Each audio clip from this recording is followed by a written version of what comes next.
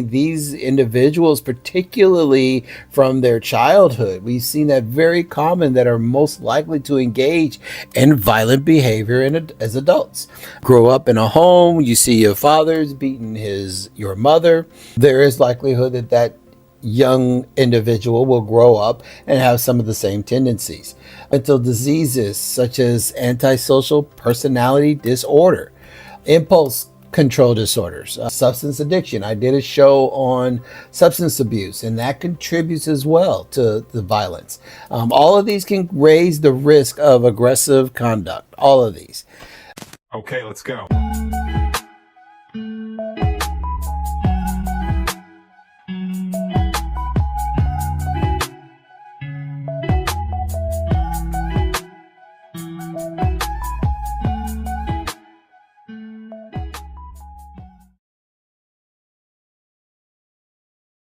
Hello, and thank you for listening or watching Coaching to Change podcast. I appreciate your time. I appreciate you being here. I appreciate you having the open-mindedness to be able to listen to an opportunity to explore the world of mental health and keeping me company while I do it. Some people suffer from financial challenges, alcohol dependence, personal trauma. And I do discuss all of these in my podcast, or at least I will continue to do so. So today we're going to discuss physical violence. So please like and click the bell to subscribe and get all the up-to-date content. We're always going to be providing new information related to mental health, coaching, improving our coaching, and allowing people to be able to understand what it is to be coached, so maybe they can actually be able to work on themselves. But we'll talk about that another time. Topics like this need to be discussed, and more importantly, we need to understand how to coach someone that has these challenges. You know, the thing about physical violence is that it's not always something that a person is willing to disclose. So, you know, my podcast, I kind of teeter the line between psychology and coaching, but I think I have that right, seeing how that is definitely an area that I am involved with. So I stay in my lane for the most part. However, you know, somebody who is, you know, achieving the doctorate level of psychology, who has attended universities in mental health, being able to get all the appropriate certifications and education, I think I'm actually qualified. But at the same time, and more importantly, when you are personally invested in a lot of these different topics, I think having that first person experience, awareness, being able to balance those things with the education and the research definitely gives me a perspective that I want to share, and hopefully you will appreciate. And today's topic is going to be something that is fairly common in what we see around the world, hear about friends, family, you know, people getting arrested for it. You know, it's just not something that people are very comfortable with, but physical violence is a pervasive and deeply troubling issue, and it affects individuals, it affects families, it affects the community worldwide. And so we definitely need to talk about it on the show, and I'm not afraid to do that. So whether it occurs within your home, or if you've seen it on the streets, or you know, institutional settings, it's definitely something. Like I remember years ago, I was on a committee with the sheriff's department in the city I was in, and we actually had an incident in the jail where we've had the particular sheriffs that are responsible for, for the protection of the inmates, and physical violence was clearly happening, and we as a community had to look into this and figure out ways to, eliminate such a thing. So the impact of physical violence is profound and is far reaching. So let's kind of figure out a little bit about what this is, because I think some people, when they hear about it, they only focus on what they're accustomed to seeing, which is either something on the streets and between two individuals, but it reaches far beyond that. And I don't want to insult you, but I want to at least discuss what it's about because I've talked to some clients and it appears that there are some confusion about this topic. Like, for instance, a woman mentioned to me that when her boyfriend gets angry and he slams the door and throws things, or a woman mentions that the sex is too rough. I've asked, how does that make you feel? Like, does it scare you? Does it worry you? And we discuss indirectly and sometimes direct physical, indirect physical violence versus physical violence, direct physical violence. And this is a topic that is necessary to converse about because violence is it's purposeful. It's purposeful use of physical force. And it has a potential to cause harm, injury, disability, or even death in some cases. And it's not always at the willingness of the person. Sometimes it's not even intentional. Sometimes the person has no idea what they're doing. And we're going to talk about that because there's something very specific I've mentioned in the past on other podcasts relating to that. But we're going to circle back about unintentional physical violence. But this type of violence can take many forms, including hitting, kicking, stabbing, shooting. We those things. I don't want to insult your intelligence. There are other forms of physical aggressions that we are very familiar with.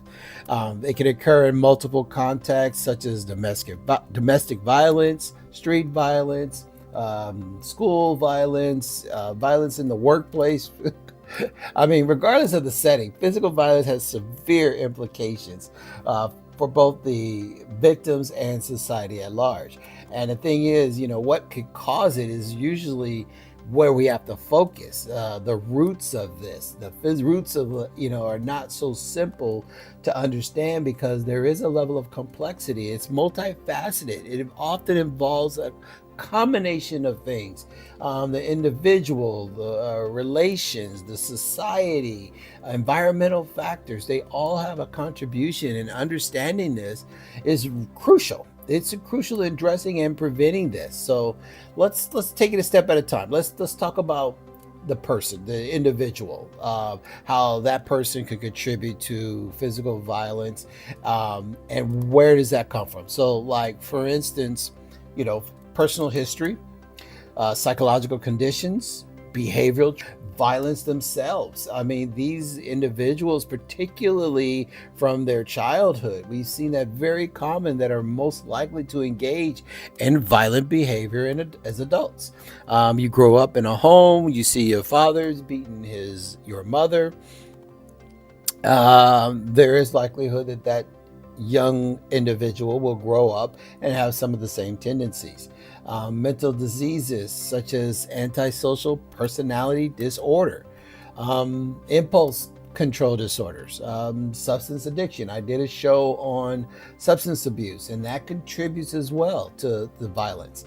All of these can raise the risk of aggressive conduct. All of these. Let's take it a step at a time. Let's talk about the person, the individual, how that person could contribute to physical violence, and where does that come from? So, like, for instance, personal history, psychological conditions, behavioral traits. I mean, individuals who have experienced violence themselves. I mean, these individuals, particularly from their childhood, we've seen that very common that are most likely to engage in violent behavior as adults. You grow up in a home, you see your father's beating your mother. There is likelihood that young individual will grow up and have some of the same tendencies. Mental diseases such as antisocial personality disorder, impulse control disorders, substance addiction. I did a show on substance abuse, and that contributes as well to the violence. All of these can raise the risk of aggressive conduct. All of these. But the characteristics such as hostility, rage, lack of empathy are frequently related to violence. Impulse control disorders, again, substance abuse, they all can increase the likelihood of violent behavior. And these traits, such as, these traits of anger and aggression, these are things that could truly, provide the propensity of violence. So I want to make it clear that sometimes it is not always intentional. I said I was going to circle back to this. And before you freak out about, wait a minute, what are you talking about is not intentional? How can that be? Some of you are probably already, really upset by me making that comment, because the actions of somebody, they should be accountable. And I understand that. I'm not condoning someone's actions. And that is absolutely not what I mean. But bear with me and I'll explain something to you. Many of the subscribers, like myself, are veterans, and being a vet, things are a little different for us. There are thousands of cases, and I'm not exaggerating, thousands of cases in which a veteran will be sleeping in his bed or her bed, although I don't know any cases of females. This is only strictly my awareness is mostly men, because men are predominantly in combat more so, historically speaking, and statistically speaking. That men, this individual, this soldier, veteran, will be sleeping, and he will act out his nightmares, and he's going to attack the closest person to him. It's very common. It's thousands of cases of this is happening all the time. So, who's the closest person to him? Most likely is going to be his spouse or girlfriend. So, unfortunately, because of that reason, he is reacting to what many of us experience, which is considered or called night terror. And that situation regarding, that combatant, it's a situation where he's acting out a circumstance that he probably went through or witnessed or something of that nature. And he has no idea that he's actually still sleeping and attacking his spouse. Consider it something related to like sleepwalking, where you are getting out of the bed to go do something and you have no awareness that you're actually doing that physically. Well, there's something related to that on this particular case. And there have been many cases of this happening, and unfortunately the veteran is arrested. Okay, so spouse freaks out, she somehow gets away, she calls the police. Police respond. We got a domestic assault situation. The soldier, the veteran, gets arrested, and he's processed. Clearly there might be bruises around the neck or whatever, and he's off going to the local jail. You may agree or not agree, but I think it is based on the totality of circumstance. That's what we learn in law enforcement, and that is why I am glad that we do have something now, and I mentioned this in another show, we have something that's called Veterans Court, because in many counties of the country, we are starting to recognize that these veterans are experiencing these things to their, I don't want to say to their innocence, but to their unawareness. And when you're acting out something that you have no awareness of, because remember, there's got to be intent in there somewhere. But he is choking his wife. There is a domestic abuse. The DA is going to prosecute because you see the crime as it is. Pictures are taken. She's got bruising. He might even admit to the fact, because when he wakes up, he realizes he's choking her and she's yelling and calling his name, and he comes out of his sleep to realize what he's doing. And being the type of soldier that he probably was, ethical, honorable, etc., he's going to admit that, yes, I did that. I don't know why. So we have something called Veterans Court, where they can work with the veteran and be able to put him through a treatment.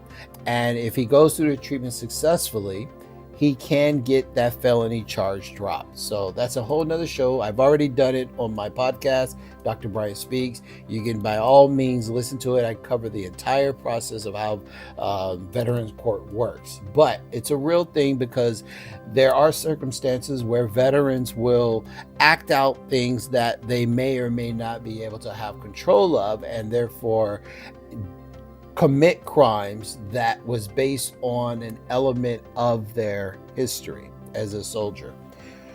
So let's get back to what we're talking about. So let's discuss rational factors related to this. Relationships play an important part in the development of physical violence. Domestic violence, for instance, it stems from a power thing, imbalance within intimate relationships, jealousy, possessiveness. There's control issues. That's usually a very common thing, of that contributes to the violence between partners, and families. It could be poor communication, unresolved conflicts. There's a history of violence that can create the totality of the environment where physical aggression is more likely to occur. The family is just used to doing it. It's just the way it is. Peer relationships, especially among young people, that can influence violent behavior through, bullying. That's a common thing in schools, gang involvement, peer pressure.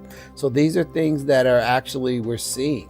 In the society, there's a broader cultural and economic and social context in which individuals live. So societies that normalize violence, for instance, I can't even give you an example. I hate to target any particular demographic or geographical area. I don't want to do that. But whether through media or cultural practices or institutional policies, tend to have higher rates of physical violence. Economic disparities, unemployment, that can contribute to it. Poverty can definitely exacerbate feelings of frustration. You live paycheck to paycheck. You're always in the negative. You're trying to get through. Frustration rises, and you're upset. And the spouse says something, or the girlfriend wants to go out, and you're broke. You can't do it, and she's constantly saying you don't have no money. Da da da. So the frustration, the hopelessness, the anger. That could lead to increased risk of violence. I mean, again, I don't think anybody wakes up and says, I'm going to hit that person. But if there's tendencies in your background, it could be a lot easier said than done. A lot easier to do that sort of thing because it might be something you're comfortable with doing because of who you are and how you grew up. Discrimination, regardless of race, gender, sexual orientations, or any of those characteristics, can also fuel the violence. So by creating environments of tension and hostility, this is one of the reasons why, you think about, certain cultures and, again, the geographic of areas, and that could create, a lot of tendencies there. But that's the environmental factor. For instance, physical environments can, increase like if you're used to seeing gangs, you're used to seeing people fighting, you get accustomed to it. High crime neighborhoods, areas of poor infrastructure, environments with limited access to resources and social services. Again, these are hot spots for violence because they don't have outlets, they don't have resources. This is one of the reasons why I love the Boys and Girls Clubs and the YMCAs. It gives kids a place to go and release all that they may be seeing or experiencing, get out there, and so be able to have a place to go. Overcrowded living conditions. You have multiple people living in a small area, confined space. That could lead to violence. This is why it's important you in the prisons, give them yard time, give them a chance to get out, because you keep them confined too long, what do you expect? Lack of leisure opportunities, ready accessible firearms increase the likelihood of violent interactions. I know that they tried to I don't know who, I shouldn't say they, but there is an entity out there that feels that veterans who are getting disability should not have weapons, because they feel like if you already can't control yourself where you may have night terrors, what is the chances of you grabbing your pistol and actually using it? Because you think you're in an alley and you see a combatant and that person may have a weapon. So there's a fear there. And so there's a movement to try to remove weapons from the veteran. I know that through the Veterans Court, I believe during the process of that period of time, you're not allowed to have a weapon. So I believe that's still the case. So anyway, all of these things you have to take into consideration, because we have to understand trauma and physical violence, because that again is where the importance of what I want to discuss. Trauma is intensely felt reaction to something that's upsetting, often characterized by a sense of powerlessness, and it's an intense fear, because when it comes to physical violence, trauma can manifest in so many ways. It's always deeply affecting the victim's mental, emotional, physical well-being. So again, for me as a mental health expert, a developmental health coach, I focus on these things because for me, the background of a person and what's the root of it that traumatizes that person, I want to understand. So is it emotional distress? These things can be chronic, leading to disorders like PTSD. Again, something I'm quite familiar with.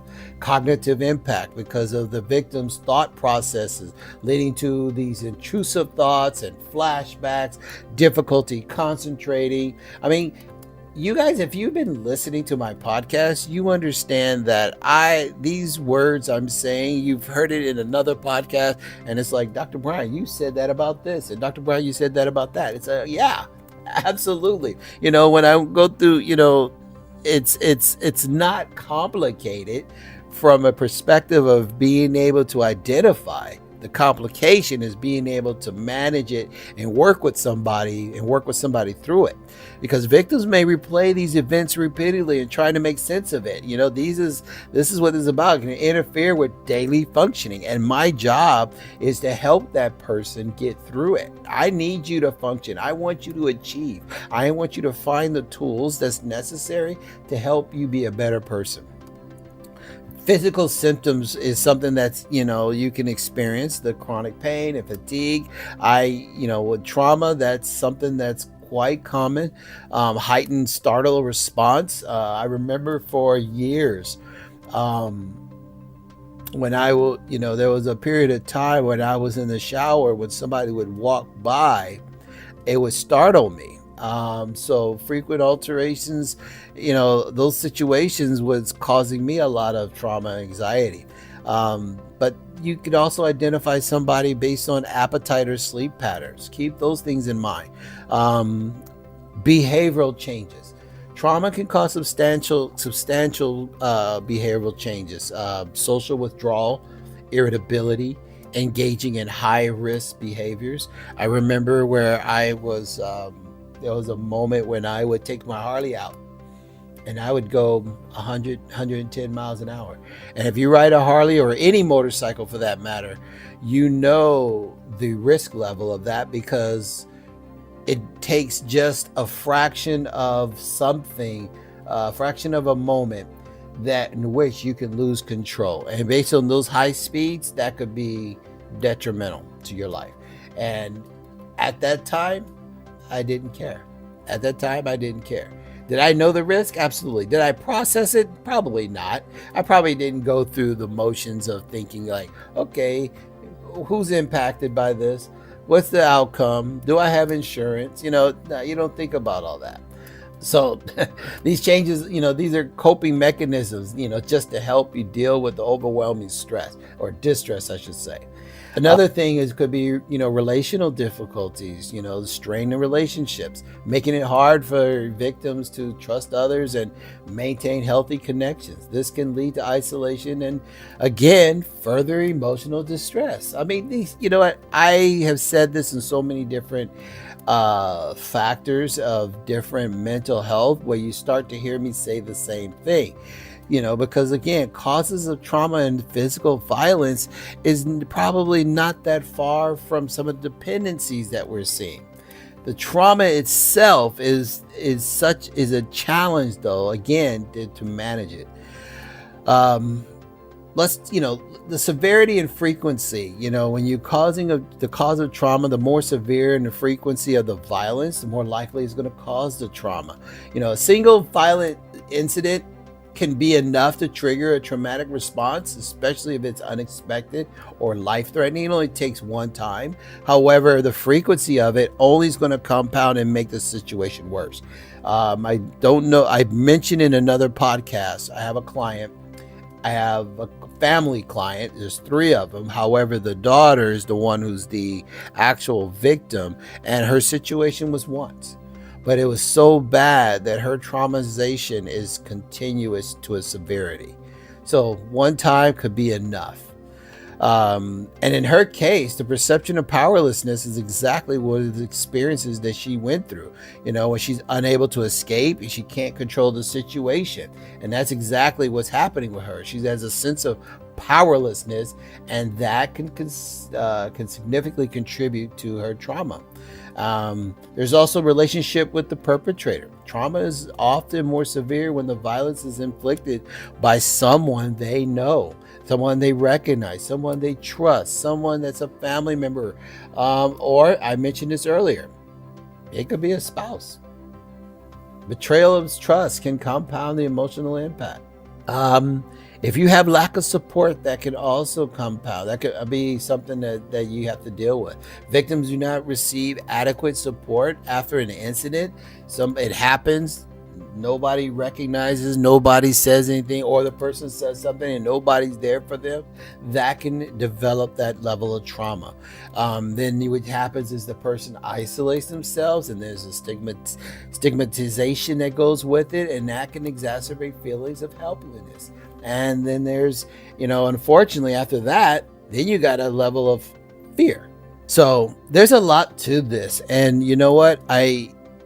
It's something that you really have to take into consideration. So I'm going to make this a two-part series because physical violence is so common with people. I really want to circle back on some things important. So I'm going to end this podcast. I've never done this. I'm going to end this podcast, and we're going to talk about the impact of physical violence a little more. All right. So on that note, again, my name is Dr. Brian. This podcast is about new techniques and new ways of being able to assist people. And most importantly, my goal and responsibility is to help people improve their lives. So I want you to always know that regardless of the situations you're in, you can pick up the phone, you can find somebody to help you. There's always that opportunity. And if I'm not available, somebody's always listening. And that somebody is not just me, but there's people out there who are listening. So please always keep that in mind. Thank you for watching, and stay tuned for part 2. We're going to talk about physical violence a little more. It's that important.